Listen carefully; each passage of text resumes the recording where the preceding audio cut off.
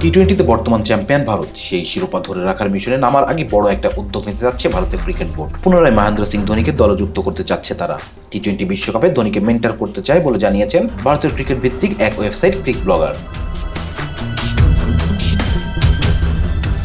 ভারতীয় সফলতম অধিনায়ককে নাকি প্রস্তাবও দেওয়া হয়েছে। বিসিসি এর এক সূত্রের বরাত দিয়ে তারা জানিয়েছেন, ভারতীয় ক্রিকেটার মেন্টর হিসেবে ধোনিকে আবারও প্রস্তাব দেওয়া হয়েছে।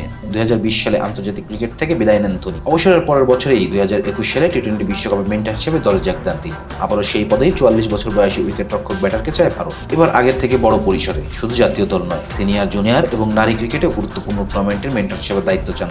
আইপিএল এখনো খেলে যাচ্ছেন ধোনি। আবারও মেন্টর হবেন কিনা সেটাই অবশ্য এখনো জানা যায়নি। সংক্ষিপ্ত সংস্করণে বিশ্বকাপ শুরু হতে এখন অবশ্য 5 মাস বাকি আছে। তবে সেই সূত্র জানিয়েছেন, গৌতম গম্ভীর কোচ হওয়ায় আগ্রহ নাও প্রকাশ করতে পারেন তিনি। কেননা একসঙ্গে খেলার সময় দুজনের মধ্যে সম্পর্ক উষ্ণ ছিল না বলে সে সময় নানা গুঞ্জন শোনা গেছে। বিভিন্ন সময় অবশ্য কথা শোনা গেছে গুঞ্জনকে মিথ্যা ও ভিত্তিহীন বলে। 2021 সালে টি-20 বিশ্বকাপে যখন ধোনি মেন্টর হিসেবে যোগ দেন, তখন কোচ ছিলেন রবি শাস্ত্রী।